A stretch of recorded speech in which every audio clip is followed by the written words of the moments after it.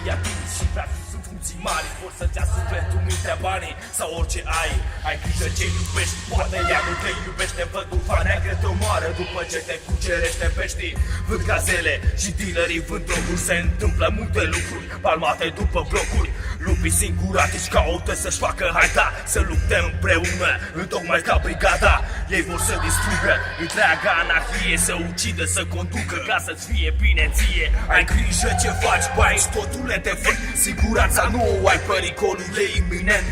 În mințile umane este mult prea noapte, de la omul de rând la înalta societate. Ai grijă ce faci, pe aici totul e defect. Siguranța nu o ai, pericolul e iminent. În mințile umane este mult prea noapte, de la omul de rând la înalta societate. Umbrite, asuprite de concepte manipulate, atașate de minciuni sunt ale tale fapte. În noapte eu renasc precum Phoenix, un cenușă. Te ucid cu pași mărunți, cu un cuțit și o mănușă. Păpușă masculină, te tai, până scurge tot nasolul ce în creier tu îl ai.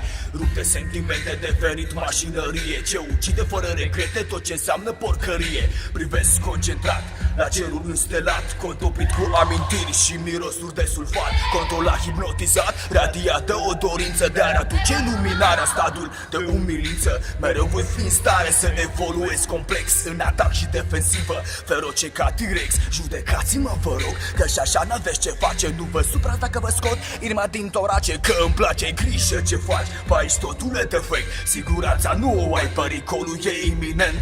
În mințile umane este mult prea noapte, de la omul de rând la înalta societate. Ai grijă ce faci, pe aici totul e defect. Siguranța nu o ai, pericolul e iminent.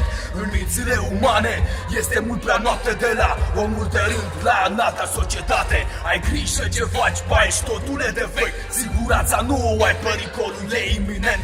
În mințile umane este mult prea noapte, de la omul de rând la înalta societate. Ai grijă ce faci, pe aici totul e defect. Siguranța nu o ai, pericolul e iminent. În mințile umane este mult prea noapte, de la omul de rând la înalta societate. Ai grijă ce faci, pe aici totul e defect.